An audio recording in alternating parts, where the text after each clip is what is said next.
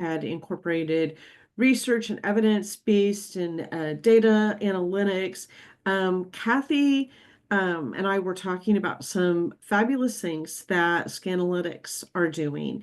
And she mentioned that Joe was a powerhouse of information and that he would be a great speaker for a deep dive. And so, thrilled to have Joe and Liz join us today. They both are with Scanalytics.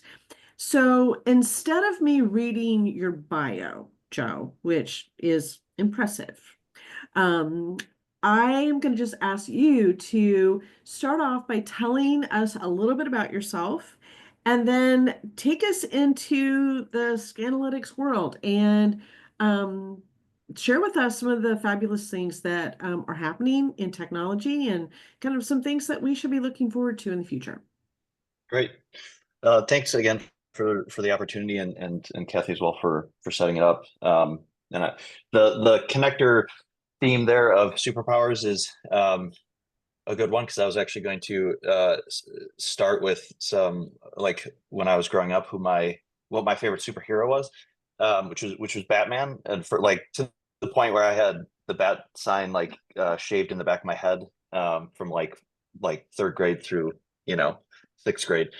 Um, and but I realized after many years of like falling in love with Batman and everything he did um, that wasn't I wasn't as fit to be the guy that dresses up in a suit and puts bad guys in headlocks. I was much more like Alfred, his butler that's in the cave that um, makes all of the stuff, the technology, the kind of unsung guy that makes the technology that really the heroes use.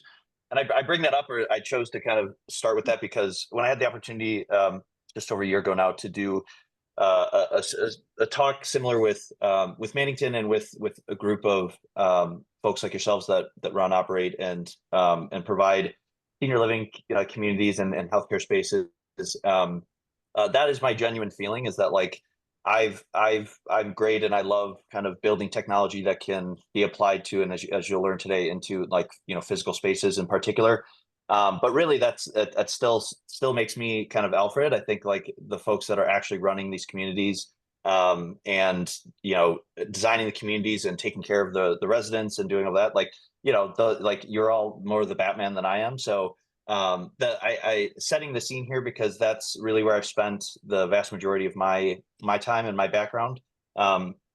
Academically, I studied applied neuroscience. I spent some time in the military as well between my undergrad and postgrad. But in applied neuroscience, the whole kind of concept of Scanalytics came to light as an intersection of those things, the things that I studied, and sort of taking the idea that if we can understand really well how biologically we build a brain, how can that be applied to solving a challenge or a series of challenges outside of biology? And the one that stood out to me the most by far was buildings. It's sort of like, well, everyone knows this, we kind of can repeat it over and over again, that we spend something like 95% of our entire lives are spent just continuously inside of buildings, where we work, where we live, where we play, everything that we all said were our superpowers. Some of them are intentionally trying to get out of spaces because we spend so much time inside of spaces. So it seems silly that there wasn't a true, what I would call, brain for buildings, and not just because I want to be clear, it wasn't just a pursuit of building technology for technology's sake. It was a genuine understanding, and I'm sort of a nerd about things like measurement. Dating all the way back to like how we as humans used to measure the physical world around us. We used to use things like the distance between our wrist and our elbow or whatever, right? Because that was everyone had that, and so everyone used that to kind of start measuring space and doing all that. And once we started measuring more, we started to understand more. I think that's like an underlying theme that I think everyone would agree with. And somewhere along the way, we sort of got lost where then we just decided to measure everything, and now it's difficult because there's so much data, noise, AI, but there's so many things that are not as helpful. Like it's actually more of a labor now to sift through all the things that we measure and find the things that actually matter. Um, and so in the context of buildings, what I really wanted to do was say, how could we build it so that the spaces, so we could communicate with our spaces instead of just taking things in the building and putting them on the internet. Like we get light bulbs that can turn on through your phone. We get all these things that can kind of connect to the internet, but there still was never really something that married all those things or made it a kind of synergistic about giving the building a voice a bit, because it's sort of like if the surfaces of these spaces, which is where we focus on Scanalytics, is we made this observation that every building that's ever been built historically uh, and every building that will ever be built in the future only have a few things in common. And in our minds, they have floors, they have walls, and they have ceilings. And so we figured if we could be the company that could instrument those surfaces, starting with the floor, if we could instrument the surfaces like the floor to be the primary instigator of value creation, so the primary thing that measures how buildings are being used. And I'll go over a lot of different ways. It's not just about presence of people. Then we felt like we could actually build the brain for the built world. We felt like if we could offer that up, we bypassed a lot of the issues that other sensors in the space have naturally, things like privacy concerns or making it so that the people in the space have to have a cell phone on them and that gets tracked, or having thermal or radar. We wanted to start with something as natural as possible. So in our mind, it was if we could build a sensor, and embed it into the floor, we could get there. And lucky for me, I didn't know anything about flooring before starting the company. So I sort of joke, but I'm entirely serious that my own naivete played a really big role in starting the company, because I joke with Kathy that had I known as much as I know now about flooring, it would seem psychotic to try to build a sensor that could be built into flooring or survive the environmental hostility that flooring has to survive. But that was really the start. It was how can we bring spaces to life, and how could we do it in such a way that we treat it similar to the way that we use our cell phones today, right? Like we all buy phones that are $1,000+ so very clearly the hardware of these phones, the sensors in these phones, can do a whole lot more than just place a phone call or send a text message. The concept is that they're built in with all of these sensors and capabilities that make it sort of future compatible with applications that we want to turn on. So we decide through going to the application marketplace, what apps do we want to have on our phone to make our lives more productive, or in some cases distract us. But the idea being, how could we apply that same kind of concept to buildings? Because realistically, as it turns out, measuring how people move through space and time inside of buildings have more consequences than just understanding occupancy, right? There's a lot of things that you can do with that, again, specific to what we'll get into today, that turnout can help people who operate these spaces and people who occupy them have better lives. So a lot of the stuff that we'll get into today will be around what we found specifically with healthcare spaces, with senior living spaces, and how at a high enough resolution you can do things like not just detect if someone has fallen, but actually start building an understanding of their vulnerability to a fall in the future based off of the deterioration of their walking gait over time. Or as I'll get into, our sensors have capabilities like measuring noise levels through the vibration of the ink that we use in our sensors. So how can that be applied to the topics that are important in these types of environments, like noise levels for recovery and temperature levels and moisture and all those types of things. So I wanted to provide that backdrop because oftentimes I get asked, with my background, why am I spending time in flooring specifically, but and then also would like to speak to our relationship with Mannington comes from finding kind of a bird of a feather, so to speak. So we knew that going into this, we would probably get a lot of side eyes and raised eyebrows kind of coming and saying like we want to bring a sensor and embed it into flooring. But the reality is like flooring and physical spaces, in my opinion, have an incredibly unique uh, opportunity and leverage over everything that's going on in, I won't even ask people to raise their hands if they've, heard of AI. It's probably more appropriate to say if you've heard of, if you've heard AI more than 50 times this week to raise your hand, and probably still get enough people raising their hands. Um, and what's interesting to me is that though, all of that, the talk about artificial intelligence is primarily focused on what we're doing with our lives on the internet, right? So it's what are we doing on social? What are things, what are people posting? What are the dialogue and the discussions that are happening? And all of those things that train these models are built into us interacting with the internet or over the internet. My sort of bold prediction is that that's going to be vacuumed up entirely very quickly. Meaning these companies like Microsoft and Amazon and Google, they're going to literally have run out of data to scrape online to train these models and make them more effective. Um, I believe that the physical world, so unlocking the sort of intelligence that lives in the physical world but is trapped because there is no internet. People, when you walk over the floor in a senior living community, it's not like that is being measured by, or at least it shouldn't be measured by Google or whatever, and is put up to the internet for these models to scrape. But we've seen some amazing things with these models, right? We're the way that we can interact with them with natural language and better understand and better help shape our ideas and our thoughts and processes. And so I believe that the people in this room, and that's again partly why we work with Mannington, is the shared thought that there's an incredible intelligence trove under our feet all the time. So unlocking how we move through space and time inside of buildings is one thing. That's sort of maybe phase one is sort of providing the value of how can it provide value to the folks who operate these spaces, occupy these spaces, live in these spaces.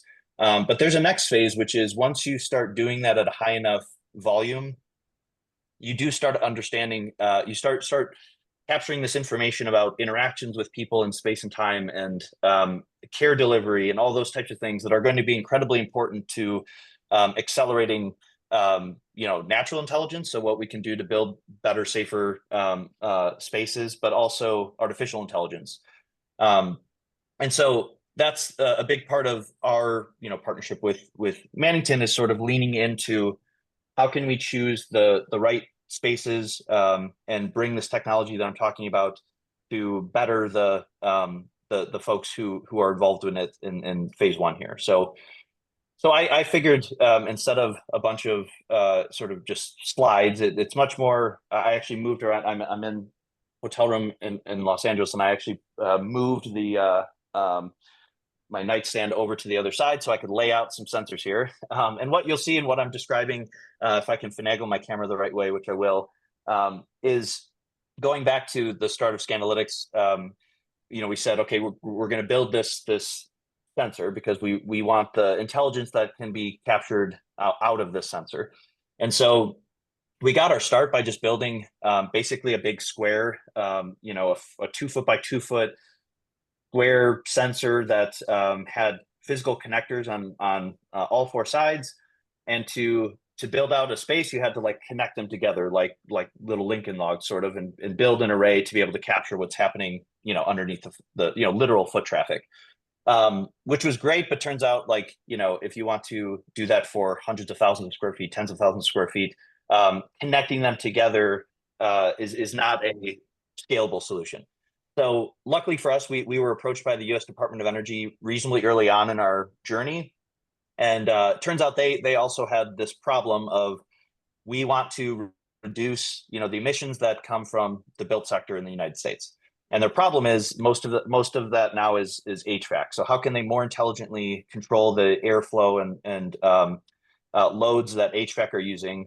That doesn't have to just do with motion detection. So having motion detectors is nice, but by definition, it doesn't understand precise occupancy, right? So it doesn't know at any given time, was that motion driven by just a cat walking into the conference room, or was that 15 people?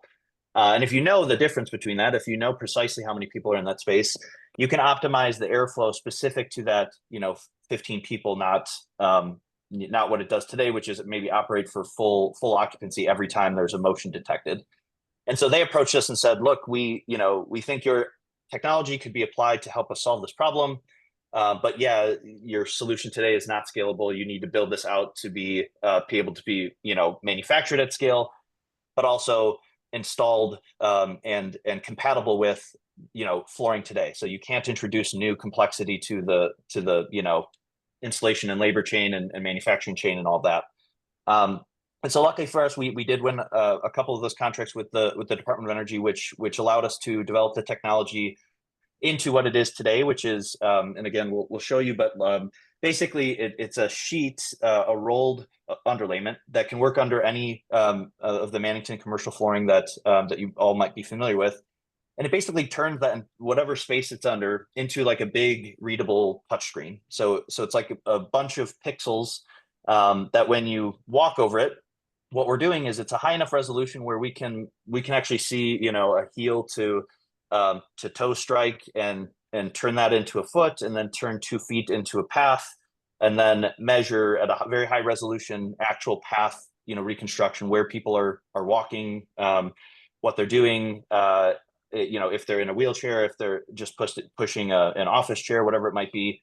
And then we build applications on top of that. So going back to this kind of idea of building a marketplace of applications that buildings can turn on. We'll show you some of those examples, but even outside of the sort of healthcare and senior living space, we work with schools, offices, retail, et cetera, to do things like help thwart, active threats in schools, all the way to helping design more profitable spaces in retail. And so what I thought I would do is start off by showing what's behind me is, if you can see, I have basically like a 4 foot by 5 foot section of this flooring underlayment. And then each the 4 foot by 5 foot has these 4-inch pixel resolution. So I'll share my screen, and when I walk over it in real time, what you'll end up seeing is you'll see all of my my foot traffic and everything. And then I want to also be able to show an example of like a fall. So I am going to fall. I've done this demo enough to now I think I've got like calluses where I fall now. But the reason why I wanted to do that is there's this concept of just building a heat map, right, of just activity. And that's helpful, but it's not really that meaningful. There's a lot of technologies that can do that. Where I think the magic comes in, that surfaces in these spaces allow us to unlock, is being able to actually train models to detect things like regular walking versus if I fell. And if I fell, what is that downstream action taken? And so what you'll see, I'll go through a couple here, but the first one I'll do is I will walk, and then depending upon how I orient my camera, you will see me fall. I will fall, and then you should see the screen identify that. So I'll walk over. You'll see sort of. Let me do this quick. First, I'll do the annoying, like, can you see my screen now? Because So if you can, great. There's a few things I'll show here. Is this grid here is a representation of the grid behind me. So each one of these squares is a 4-inch pixel. It's oriented to the 4 foot by 5 foot array. Now, if we covered an entire floor or room or building, be the same concept. You'd sort of be able to see the space laid out as an entire grid. What you also see here is an example of, as I'm walking through, you should see the ambient noise change. So being able to see things like light footsteps or heavy footsteps, and actually see the contribution that it makes to a decibel level. And I'll show some of these other things, but you also see the center of my pressure movement. You'll see things like balance assessment in real time, like my stability, if I'm swaying, what my weight distribution looks like. And all those things are important for some of the context that we'll talk about today with respect to a better understanding of resident mobility health and how that can be measured, not just in a flash in the pan. So not just having a resident go through a typical test of, walk in a straight line for 20 feet and let's assess your gait. It's much more effective to be able to capture this information as with as many points as possible, so you have an arc of resident, mobility health. So I'll get right to it because I feel like I talk so that I can avoid the actual fall part, but I'll do this here, and hopefully you'll be able to see. My chair might be in the way, but you'll see on the screen as I'm walking through, you'll see my live foot path coming through, and then I will do a fall here. And falling, what you'll see is I'm actually going to have, this is like a magic trick thing. I'll have Kathy, if you have your phone on you and you want to hold it up to the camera. If I got a text alert when he fell that said fall detected in Joe's room, confidence 100% with an actual time and date stamp the minute he fell. It was pulled up on my phone. Crazy. I didn't know that was going to happen, Joe.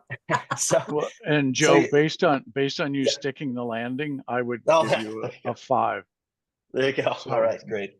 Nice job. Well, is that out of 10 though? Because 5 is the highest. Okay, great. Yeah.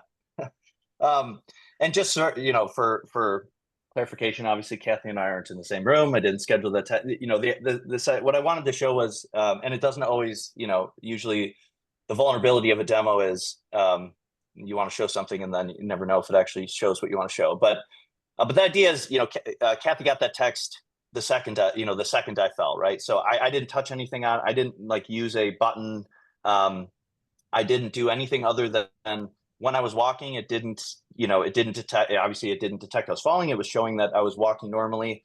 It was still measuring things like on an ongoing basis. You can see, where was my center of pressure movement? What was my balance like when I was walking?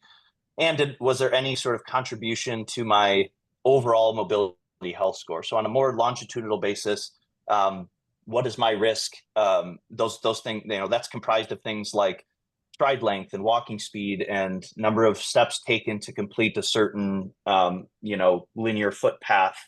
And so it turns out like all these things are measurable and can contribute to these things. All happen through basically skeletal gait and how people move through space and time, which is why flooring and surfaces of these spaces have become such an interesting area to focus on. And what we've seen working with research institutions is also looking at how can they measure the progression of things like neurodegenerative diseases over time, and see is there anything they can do for assisting a facility or a space that has residents who have early onset or who have a risk of neurodegenerative diseases, and how can they intervene earlier, right? So this idea of not just doing what you saw there, which was detect I did fall, and send that to someone who needs to know to help me ideally, but also be able to have the context to say, could we have helped prevent that fall? Now, if I just tripped or something, that's one thing, but being able to look at my arc over time of my mobility health, there are ways that preventing a fall from intervening early or helping distribute things like physical therapy regimen or whatever to help improve that so that I don't fall is sort of the goal here. I'm going to switch then to more of the kind of static dashboard type of things with this technology, but also we'll pause if there's anything. I can't promise another fall, but if there's anything that anyone wants to dive deeper into with respect to this specifically, Casey, looks like your hand's up. Automatically, just number one, what a great item. The wandering assessment. So pretty much, is that scaling? So I have 2 questions. That's one. Is that scaling? Can that scale non-normal activity, like a person that is truly actually just wandering and not doing their day-to-day things as well? That can be used for that category, correct?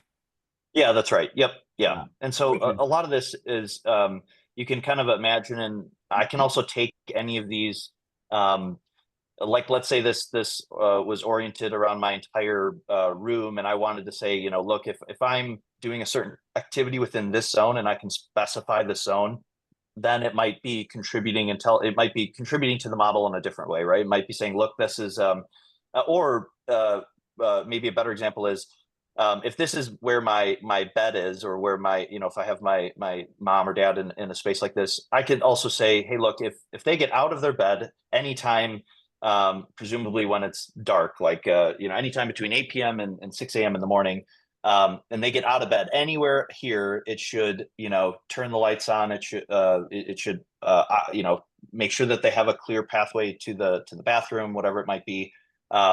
Those are all things configurable, right? So with like the wandering assessment, what I did when you saw there was just sort of yeah, you walked one way and you fell over, right? I mean, it just shows that.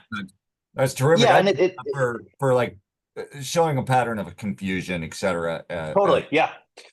Yeah, and that's what we are doing with this research institution as well, is being able to say, you know, can we apply it to when someone is coming into a facility, or if they're not yet in a facility, they're aging in place. You know, we're right now we have we're in Q1 of 26. We're launching a like aging in place thing for that, but by the time that then they need to transition into a facility, what we want to be able to do is transition that intelligence over to a facility that can intake that and say, okay, before I even take your mom or dad in, I actually have all of this intelligence on their baseline, their scores, their, you know, and what I might need to do to specifically their room to get a better understanding of what I might need to do for intervention to help improve their, you know, mobility health. Perfect. My second question, then I'll let the next person in, is what are the limitations of what type of materials this can be embedded in?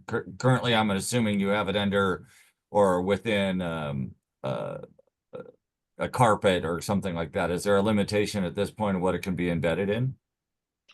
No, so at least not from the managed and commercial side. So the LVT, I think we even have it under a 7 mil in the showroom, a 7 mil. What is that, Kathy? I don't know specific. Yeah, I think Casey, just to clarify, it's not embedded into the flooring product. Right. It goes underneath the flooring product. Okay. So it can go underneath any of our commercial flooring, carpet, LVT, sheet vinyl, rubber. It can go under things we don't make, like ceramic tile. So you could put it into a bathroom that had ceramic, for example, into it. So it goes underneath flooring. It's not necessarily embedded into the product itself. Does that help? It does. It does. And I was looking at it as just personally for what I work within, because of the fact that I work in the bathing industry. Just that's where a lot of slips and falls happen. And we've looked into, you know, we haven't been able to make them function, but flooring that has some give to it so that you don't have as much hip fracture, or in this case, you know, I mean, this is a fabulous idea. I mean, just absolutely fabulous that you guys are moving forward in this kind of thing. But, you know, how can that function in different categories, such as what my small world and the big world of. And we make some of those products that can help when a fall does occur, make it less harmful, so to speak. Mm-hmm. But the bottom line is what Cho's technology is doing is say, let's analyze the resident and let's figure out what's going on ahead of time so the fall doesn't occur at all. Absolutely. So you can put in a floor that would help, you know, cushion a fall. Those things are great. Like I said, I'm all about that. But let's combine that maybe with research and technology that puts you way ahead of that event even happening. Yeah, love it. So I've got a question for you, Joe. When you put your roll product together, two questions. How are the rolls connected, number one? And number two is, does that roll product cause any concerns about the floor adhesion installation process? Yeah, to answer your first one, the rolls just basically when they marry one another, there's a lip, a sort of lip from one roll to the next. So when you overlay the neighboring roll, that's all it needs to connect the signal between one roll and the next roll. So you just, you know, install it basically the same way. You can cut it. When you cut it, you might be taking out one of the 4-inch pixels, but presumably if you're cutting it, then you aren't needing that 4-inch pixel, right? So it doesn't need like a a complicated like electronics installation for it. All the electronics are sort of pulled off to the edge. And then when it comes to the adhesion, we've tested under everything from doing spray adhesive to roll adhesive to and oftentimes it's our stuff either adhered to the subfloor and then the top surface flooring can be adhered to that as well. Or in some cases, we've done loose lay installations as well. Thank you. Philippe, I think you would. Yes, hi. Thank you very much for this. I had heard about it since last year, and it's nice to see it explained. What's fascinating, it is you highlight one application, but I can imagine it can do so many different things because it's almost like the foundation to we don't know what this is, right? Few questions come to mind. I mean, fall detection is a no-brainer.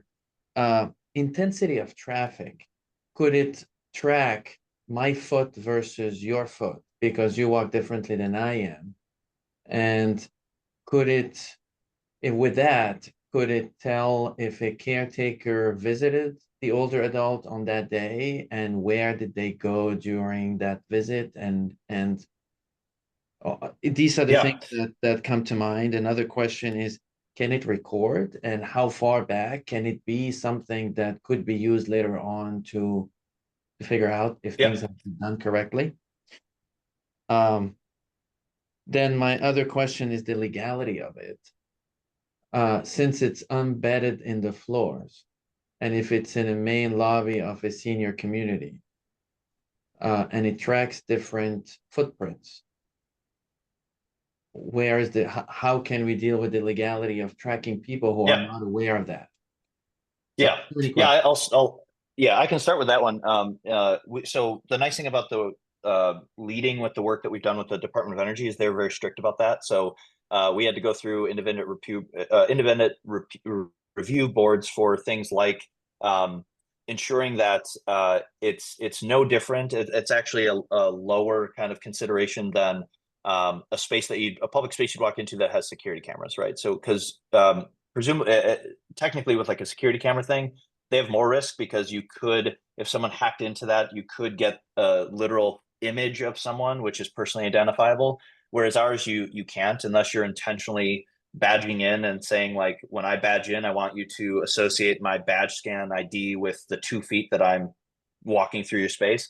And that scenario, you could associate it with a very specific person, which you might want to do for the cases that you described. But just generally speaking, from a public perspective, we're compliant with actually all the way through GDPR and the more strict kind of building privacy, codes and cases that are in place in Europe. So nice thing about having it, we're sort of trying to combine the very high resolution without the compromise of privacy. And then the question about and I'm glad you asked. I think I think since I'm just sharing my screen, you can see now a dashboard, or I should be able to see now a dashboard that I'm pulling up.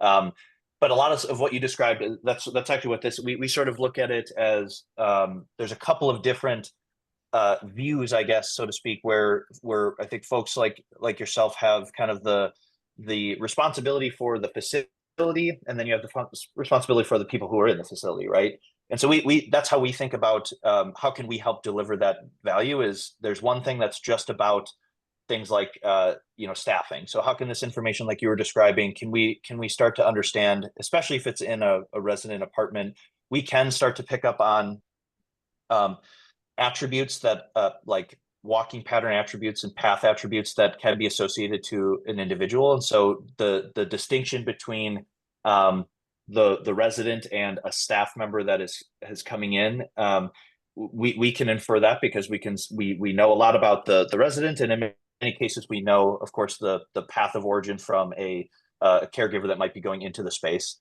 And that's actually one of the first things, like a long time ago, before we had a relationship even with the Department of Energy, that a senior living community wanted just purely was, we want to know how much time our staff are spending with residents, because there's a big impact on how that helps with their mental health, physical health, et cetera.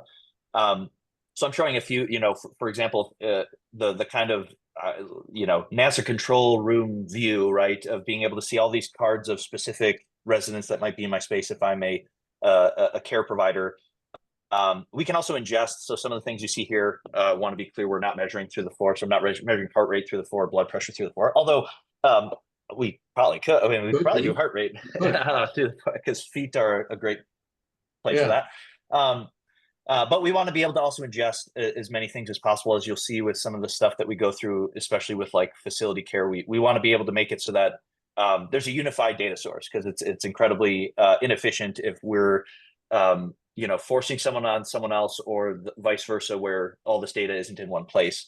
But in this view, what you're seeing is like a staffing overview, right? So like being able to see what caregivers are on staff, and getting ahead of the understanding that we can start pulling from path data, like which patient or which residents might need attention. And attention can, how that is defined is variable, right? So that might be that if a resident hasn't moved in a while, it doesn't necessarily mean that they've fallen or that they're going to fall, but like time on feet is important. Like how much time are they spending on the feet? How much, have they gone to the bathroom a significant amount of times in a short period of time? And is that leading to a potential UTI?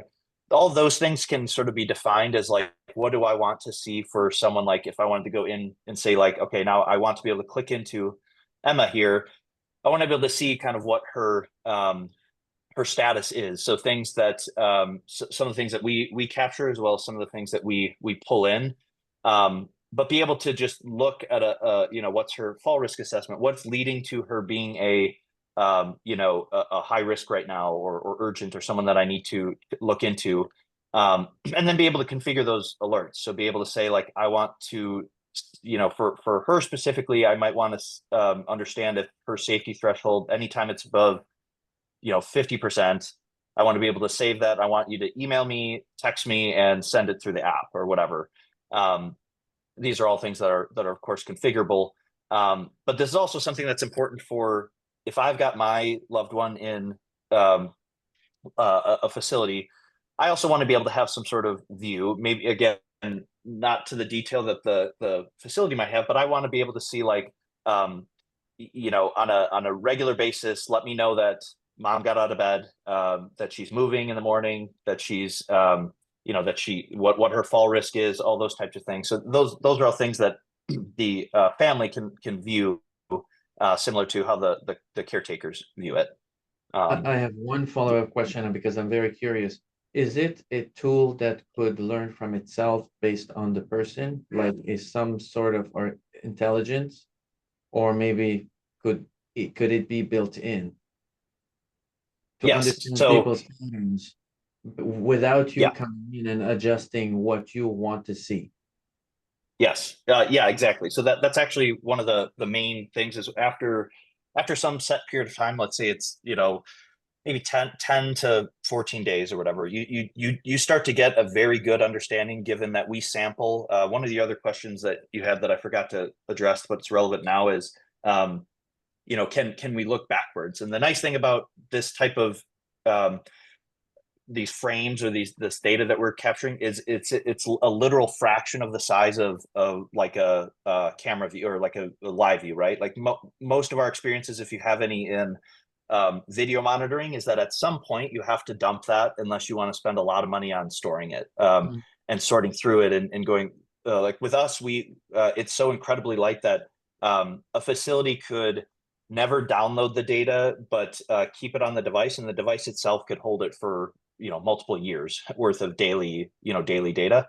But more importantly, we use all of that, to your point now, is constructing the kind of not just individual profiles, but also cohort profiles. So what I might want to see is, what do all of these things that we can capture for individuals, what does that also look like at a cohort level? So if we notice that certain residents are, we're watching the progression of a certain degeneration that they have physically or mentally, All of that information, we can then go back to those individuals and push that into a cohort analysis and basically say like, okay, now we know that stride variability has a huge impact on the speed of the progression of a neurodegenerative disease. And so what do we do as the care providers? That's sort of, again, going back to the kind of Alfred Batman thing. It's like, Alfred's not putting the bad guys in headlocks. It's sort of like we're helping at least be able to say,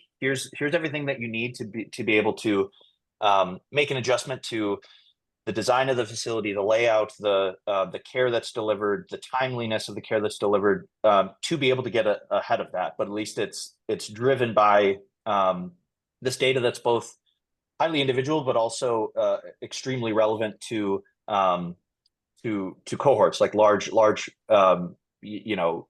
folks, or large groups of folks that then taking it kind of full circle is then being able to say, when I implement something like an intervention, how is that, what's the adherence to it, but then what's the effectiveness or impact, so that we can tighten the kind of understanding of when we see this early in a resident. What we've learned from other ones is if we do these interventions and they keep a compliance at this level, we actually see a significant improvement in their health. Addie, did you have it? I see Addie's hand up. I want to make sure we get her question in. Oh, I have so many things. So there was a favorite quote of Majet's and my major professor, many of whom you guys know, Jerry Wiseman. And he used to say, people vote with their feet. This is literally a way to cast your ballot. Yeah, that's good. Like that, yeah. This is amazing. And I'm really excited about the potential that it has to detect falls. I'm excited about it in a variety of other capacities as well. When you mentioned first and foremost, protecting the or having a level of anonymity that exceeds video cameras, I completely agree with that. And so I assume that this has reached the level of HIPAA protection as well as protected patient populations. Because if you are dealing with people who have dementia and neurodegenerative kinds of disorders. Okay.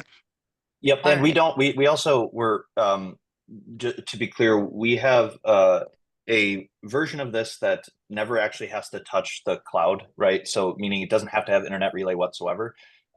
If there's a facility that says, look, we're even a step further when it comes to privacy preservation and security, and we don't ever want this to go up to anyone's servers, we can accommodate that, because the entire system can run locally. That's kind of the byproduct of working with the government, is they also don't want it's certainly not like DoD facilities for someone to be able to hack and see what's all the foot traffic and where people at and all that. So another kind of step that I think helps address that is, even if it was all entirely just done by the caregivers in the facility, it can be lived there entirely locally. Mm-hmm.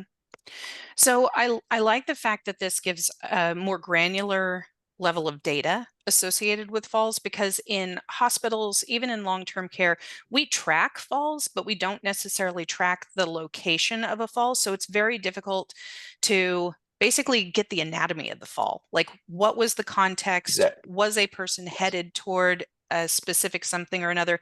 And from a space use pattern, that really helps us as designers, and I think as well as care providers, be able to put interventions that are appropriate in place, because we have the work as performed versus work as envisioned kind of space use patterns as we're designing and using buildings.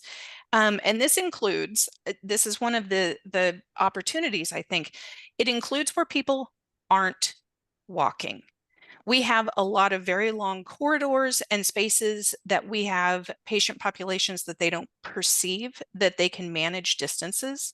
And so they either don't walk, or there's a learned helplessness factor, because it's where your care providers take over and you no longer walk. Therefore, you're no longer ambulatory. And I think that this has potential to even inform building codes in that way. If we have certain patient populations that we are caring for, that they cannot manage distances, we should not be designing with those distances. Right. No, and that's why you're kind of validating my, that's a Batman thing to say, that, because all of this, that stuff, right?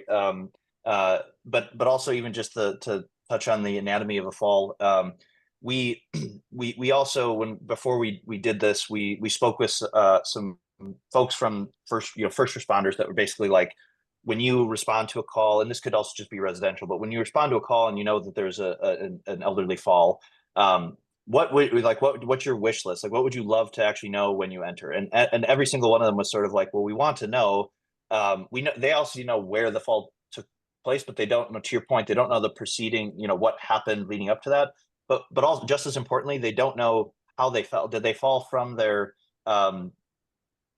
to their knees and then to their chest? Did they fall on their side? Did this? And that's obviously incredibly critical when it comes to helping that person. You have to be, cognizant of, can I even pull them over? Is that what, did they break their hip there? Did they move, and those are all things that we can pick up on, we can pick up on everything from, heel to midsole to toe strike. But then when we start seeing falls, we can actually see like, we apply a confidence level to like, that was a fall that was, that there were 3 points of contact. It was their knee, then their chest, then they might have hit their head, or they didn't, or they, or in some cases, they fell just straight off the bed. And so it's like, there was no walking pattern ahead of it, but there was an impact.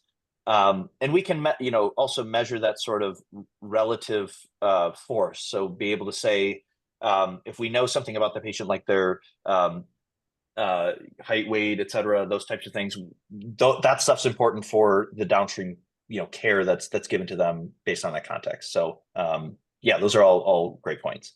Yeah, I think the head strike especially is something that's overlooked because we're so focused on, especially hips in our senior care environments.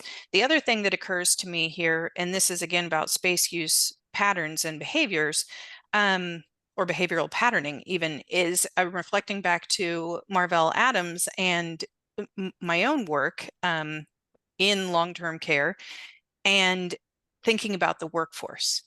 And Marvell said, the footprint and the features of the built environment can win or lose the battle for talent. And that's something that I think is especially opportunistic in this. We can look at distances traveled. You could look at frequency of events. We do, as researchers, behavioral observations and tracking. It is incredibly time consuming. And this could basically shortcut all of that if it has discriminate capability between people. Yep. Yeah, that's right. That's a good point. The other thing that I'm thinking about, because of my involvement with the building codes, we have taken on within the 2026 cycle a really intense look on behavioral health settings and folks who are being decarcerated from penitentiary type settings into traditional long-term care as a result of their comorbidities, and having a higher degree of behavioral monitoring in those situations.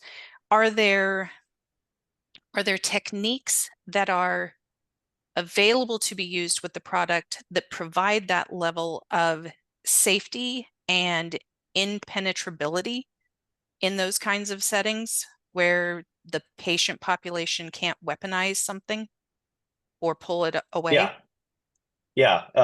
And especially in the case that we're describing and how it's typically installed. In many cases, we did for example, a commercial installation in Paramount Studios here in Los Angeles, and they wanted to just have the device, the actual kind of readout box, which is about the size of a two decks of cards stacked directly on top of one another. They wanted that just behind the wall base and behind the wall. So there was literally not, like, aesthetically, there was no way that you could tell that there were, sort of sensors in the ground. So from that perspective, like sort of disabling or doing anything physically to thwart the sensor capability, it would be incredibly difficult to do that. There are a lot of ways to make it where, I joke that it's like, the only way around it is sort of a Mission Impossible, scene of, and if they're doing that, like, I mean, maybe they probably don't need help.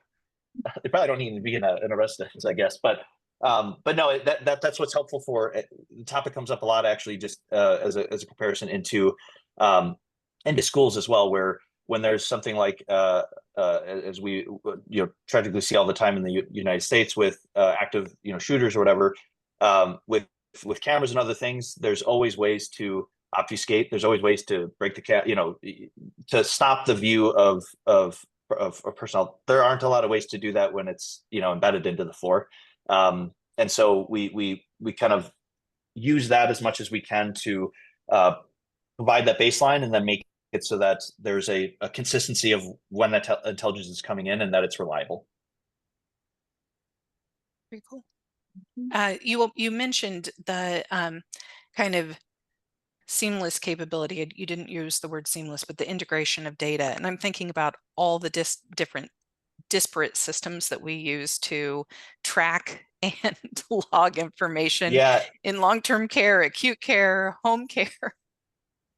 Yeah, it's that's where we made, like, this is just a kind of short, like, quick view, but like basically it's a spot where we see that all the time too, even in other types of spaces where folks are like, look, we have these sensors in place, we have other things in place that are obviously that contribute to a holistic or global understanding of what we want to know. So if they have water sensors already, it's not like we need to invent a water sensor and give them a water sensor. If they have it, we have a system that can ingest that. So we give the capability of saying, look, if you already have some of these things, like, feel free, like, put air quality sensors, put them in, as long as it's and even if it doesn't have a sort of the inherent capability of embedding, we can usually find a way of getting that.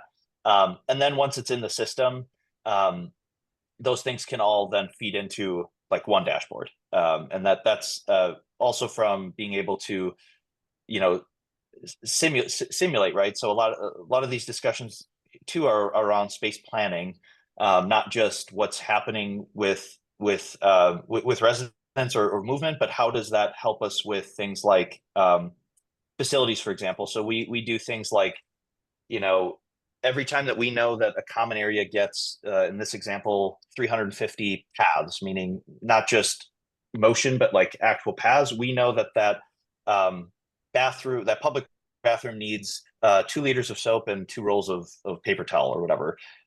That's also the type of thing that just gets understood, unless there's a complete anomaly, like there's a huge event or something that changes that. It ends up being reasonably predictable, where we can also just understand to the footstep level what type of things like facilities tickets and how can we help make it so that the folks who have to deal with operating the space, it's almost always a like firefighting is like their daily thing, and they just in our experience they just wish to be able to have something that can automate some of that so they could actually proactively do something with the space. And so systems like this sort of help create that, and then create those tickets so that folks in facilities have the same access to the same underlying technology, but you can kind of think of it like a stream of consciousness where someone who's using it for helping optimize staffing, it's still using the same paths, the same underlying data that's coming from the floor, but they're pulling it off into their own application that they care about. And then the facilities person, cares about something else. And in the case of like security, they care about, where is their unusual movement? Is there tailgating? Did someone badge into a space? But then now I'm seeing 2, active footpaths. And if there was an event that I needed to send to fire or EMS or police, this is an example of sending that, live streaming that data to the incoming first responders. And this is something that something like this is what they would see, right? Where this is how many people in the building right now. Is there a threat? If so, how many? What's the movement like? Where are people at? Is there congested areas? Are there blocked areas? Those are all things that, again, we're technically talking about the same thing, the same, like, just stuff that's collected by these sensors, but used in ways that that we've learned over time help serve ultimately the community and group of people who manage and operate these spaces. I have one more question, then I will be quiet. There's another product that originated actually within the DoD that is now being exercised as an underlayment to reduce injurious falls. We all know, like, we can't necessarily prevent the falls unless we are looking for deviations in behavioral patterns. But when falls occur, the injurious falls is what this is targeted at. It's called Viconic. It's an underlayment that goes under the flooring. I'm envisioning that your product could be sandwiched between the two, so you could do an anticipatory as well as behavior patterning and reduce injurious falls. Kathy, do you, maybe the two of you? Yeah. Yeah, we also are very aware with Viconic, and we've done a lot of work and research with them. So absolutely, Addie, that is a product that could be used in conjunction with something like this. They serve different purposes. You know, the Viconic is really just to help with mitigating the extent of the injury, so to speak, whereas Joe's product can do so much more, and it really opens it up. I mean, he didn't even talk much about the HVAC savings and all the other things that can help in the built environment that pay for it. And so absolutely, it could be used in conjunction with something like that, whether it's an underlayment or whether you're pairing it with a flooring product. We have some flooring products that help provide some cushion that are similar to Viconic, but do it on a topical way versus an underlayment way. So you can marry those types of things together. Yes. Nice. I did want to raise my hand a little bit first, because I'm sure a lot of you are thinking this all sounds amazing, but how much does it cost? We have a budget and we cannot afford to be spending all this sort of money when we're building a space. So I just wanted to put it out there that on a initial cost basis from a construction budget, it's virtually nothing. It's about 25 to 30 cents extra a square foot to put in Joe's sensors underneath the area where you actually put it. So you don't have 100% wall-to-wall coverage in the entire building, right? You might put it in a certain part of a resident room. You might put it in certain corridors. You might put it at entrances and exits, because it all depends on what you want to monitor.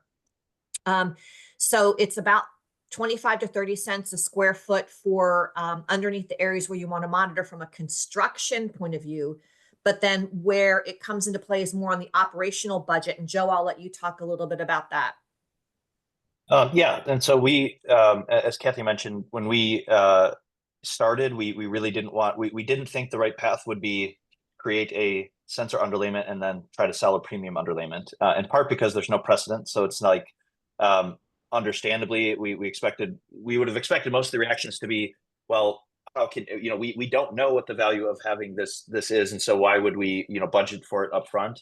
So in part, it's also a bit of a poison pill that we have ourselves, which is to say, if we're not providing value on an ongoing basis, then we probably shouldn't exist anyway. And so that's how we position it. We position it where, as Kathy mentioned, we're not increasing, if anything, the kind of cost to absorb it and put it in. And then our customers just choose basically what level, you know, how many applications and what level of sort of monitoring and measuring do they want to have in place, and then they subscribe to that on an annual basis to with a warranty on all the like sensors and electronics and everything. Everything is sort of built in.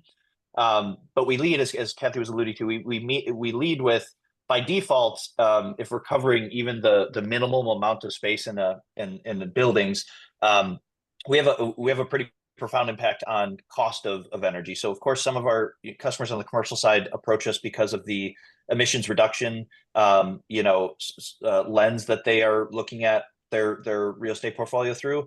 But in many cases, it's also just like purely, you know, put sensors in, my energy bill goes down, right? Because as I mentioned earlier, the kind of concept of, on a typical basis, it's usually time-based schedules for HVAC, of course, right? So it's sort of, you know, warm up when people start coming into the office, set it at a normal, you know, basis when people are in the office, and then, you know, sort of like shut it down, or, you know, or go down to like 50% overnight.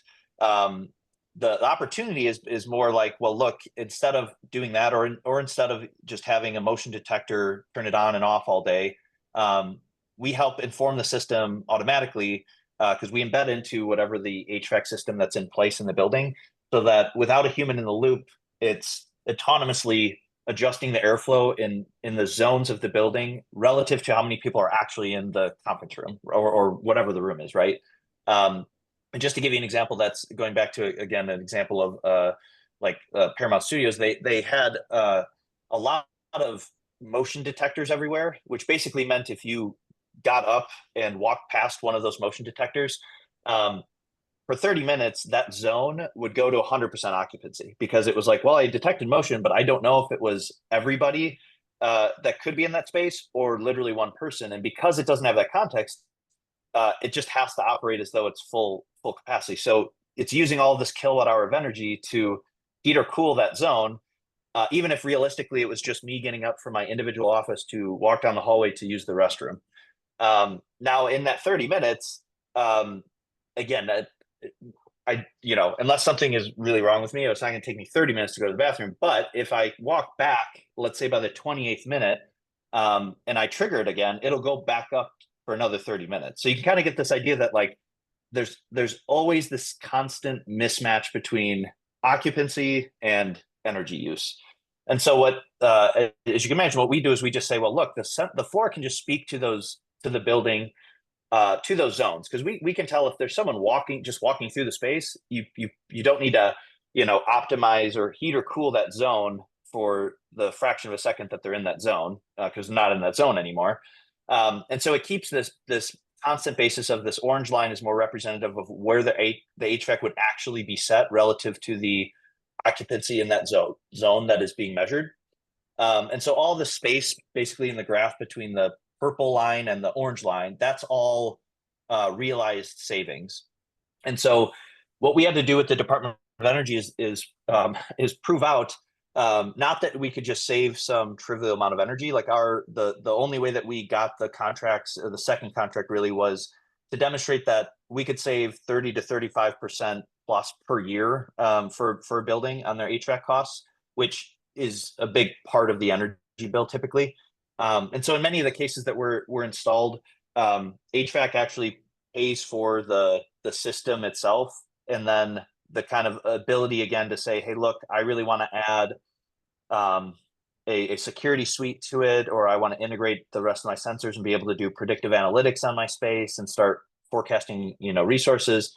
Those are all things that then customers can choose to either start with Wide Array, or as we build out more capabilities, like this is an example of the noise piece. Like if you wanted to leverage the noise measurement capabilities, you can see here, like, okay, I want this because I want to know anytime one of my resident or patient rooms goes above 55 decibels, and I want to be able to go in and actually say, like, okay, that was they had visitors, so that's probably what it was for 10 minutes, there are 4 people in the room.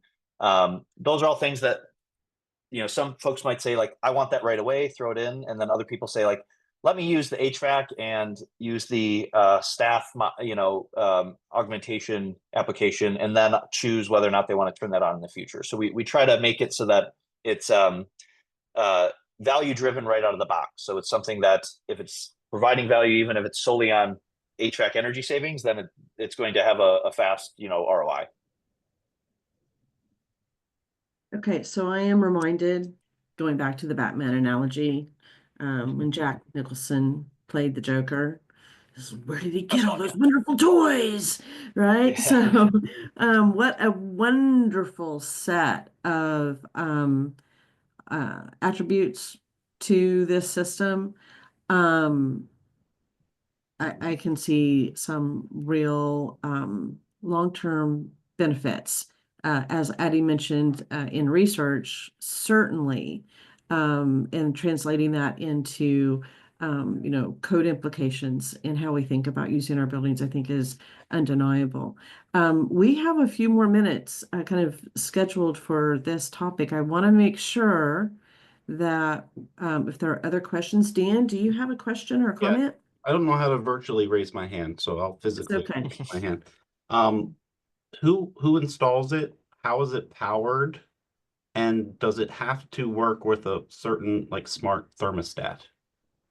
Yeah, good question. All of those are good questions. So who installs it is typically that's like if we're doing installation with Manton, they already have a third party labor force or contract labor force they're using, or if we're doing internally, it's one of those two usually. So our team can do it, or if they already have a team that, let's say, is already installing underlayment, we still might send someone to like help whatever oversee and do that. But there's not like a specialized labor force that has to come in to do it. Because the way that it's installed is technically, even if this was installed without my knowledge or whatever, and it's in a space, and then all of a sudden it's like, well, Joe, you can't pull up the flooring and we want this thing turned on. I can terminate now going into the power question, I can power it wherever. So if there's a plug anywhere, like it's low voltage, 110, like it's just like plugging in a vacuum or whatever. I can terminate that anywhere that there's in that space. So if it was in my room and you said, hey, it's in here, yeah, you can use any open, outlet. I can do that anywhere after the fact, after it's already been installed. And if it's a brand new build, of course, there are opportunities just to piggyback or leverage new power lines or whatever. But it can also be powered entirely over power over Ethernet. So in the event that a facility has PoE capabilities, then you don't even need to plug it into a traditional outlet or power source. It can be powered and have data entirely run through just the Ethernet connection. I think I'm missing one of your questions, right? You had three. Does it work with a smart thermostat? Oh yeah. No, it doesn't actually have to work with a thermostat at all. So what we do is if there's a building management system in place at all, it's using one of maybe two or three building protocol, like communication protocols, BACnet being the most popular.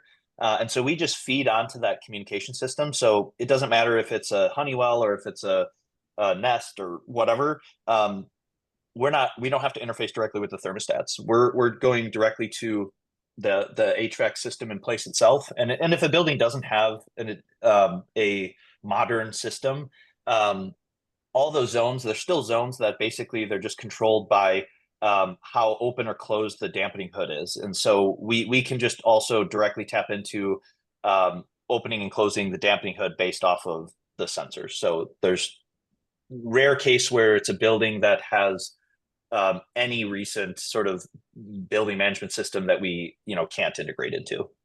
What if I have a lot of PTACs or heat pumps in individual resident rooms that are individually? Yeah, it's still like assuming those are still controllable somewhere, right? Like either set or controlled by a backend system. We can do, like, there are some cases when we're installing, it less has to do with the configurability of how many different things there are, but might be like security, right? Like they have a huge heavy security system and we have to integrate with that before we integrate with any of the individual controls. We have experience sort of across that entire spectrum. So I suspect even if there's individual room capabilities and you wanted to make it into one, you could do that as well. It would just be, another branch of the route of sort of where that data is going at any given time. Excellent. Mitch, I see your hand up. I figured out the hand stuff. So Joe, I'm thinking about wearable technology, and there is, my Apple Watch will note if I stumble and that sort of thing. What are you learning from the wearable technology world, and what are they learning from you or borrowing from you? Yeah, great question. So when it comes specifically to falls or anticipation of falls, what we're noticing is the population themselves, very few of the population will survive the first recharge cycle, if that makes sense. So by the time they put it on, by the time they need to take it off, charge it, put it back on, they don't put it back on again, or they don't like to have it on because it comes across as this feeling of, even if it's in an Apple Watch, of like tracking and those types of things. So what we do like about those is that Apple Watch and all those things, if they have it, the pulling the information like heart rate and in the future, like, you know, blood pressure and all the other things that you can likely get from those are a great contribution. So we speak to them, and then in some cases what we're getting is some of the information. So a lot of the algorithms that those tools use for measuring mobility health are trained on very similar things that ours are trained on. So looking at the studies done just of skeletal gait of like, what does a fall look like? What does a proceeding to a fall look like? What does that path look like? A lot of that intelligence is frankly the same. Like we're measuring then a higher resolution that we can then, you know, continuously feed our models with. Whereas we'd like to, if they have wearable, integrated as much as possible to get the other kind of constellation of data that can go into presenting a complete picture. Okay, thank you. In my experience, whereas you can get a lot of, you know, really robust information with the wearable, the deficit is it can't pinpoint the location with real accuracy. Like you've got kind of a 3-foot window at minimum and up to yards at least on the higher end. Yep. Are there any other questions for Joe before we toggle to a break? Yeah, I have just one question. In terms of all the data it produces, do you have choice on how that data is presented? You know, which items can real time notify your staff, which items, you know, come in a report every day, which items, it's a lot of data potentially, but just wondering the flexibility of how you can pick and choose notifications. Yep. Yeah. So everything is configurable from a main dashboard view, like all these tiles. Like you certainly don't either A, need them all, or B, if this is the view that you want, you can move these cards around or you know, get the different type of information from things like the room. And then also with alerts that you want for specific residents, those are all also entirely configurable. So do you want it?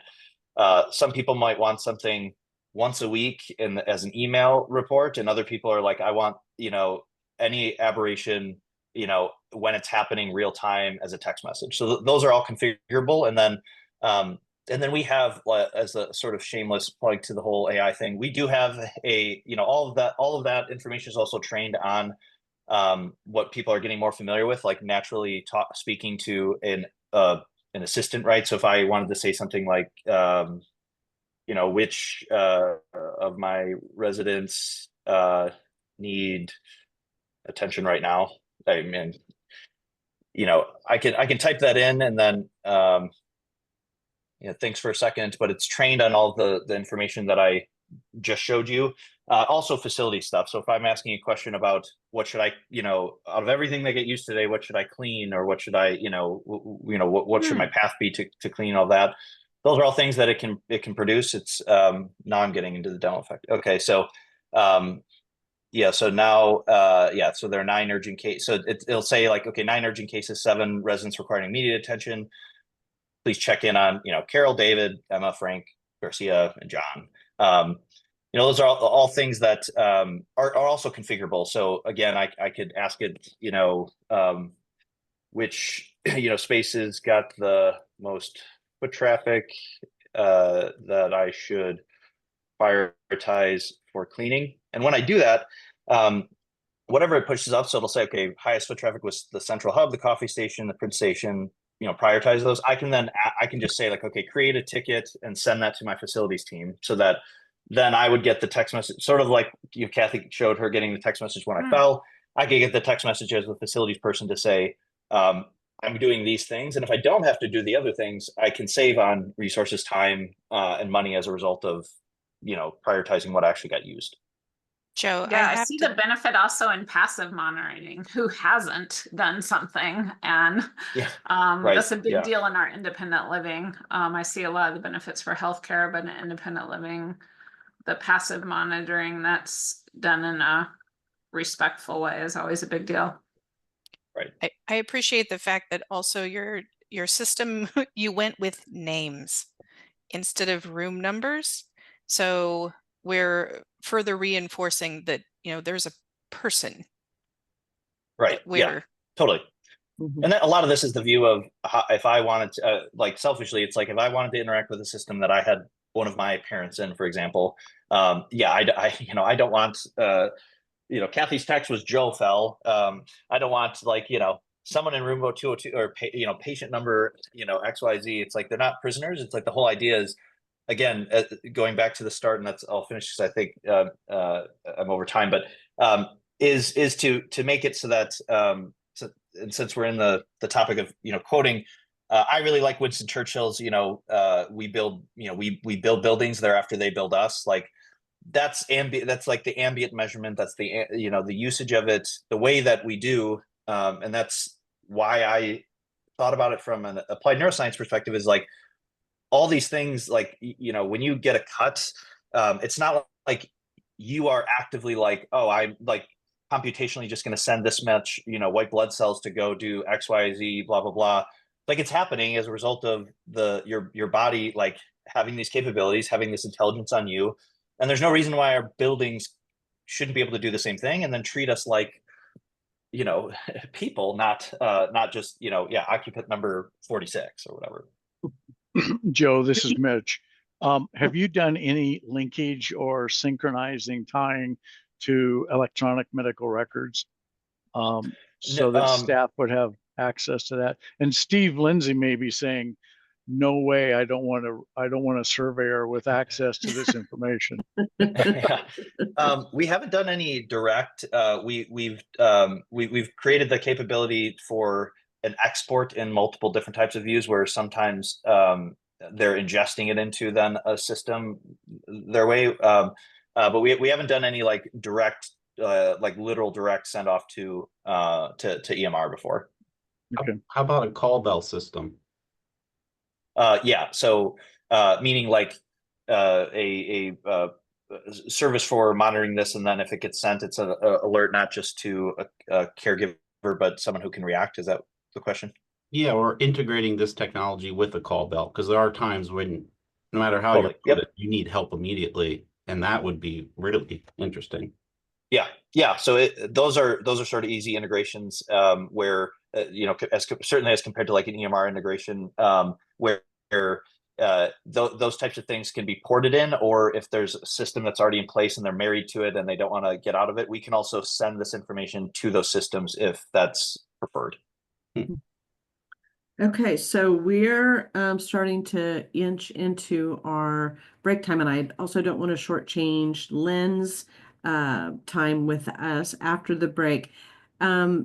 Joe, that was fabulous. I really grateful to you for coming and sharing this information. And we do have it recorded, so if there's content you want to go back and look at, we'll have that available. Let's take, since we kind of took additional time to talk, which is fabulous. I love that. Let's take a 7-minute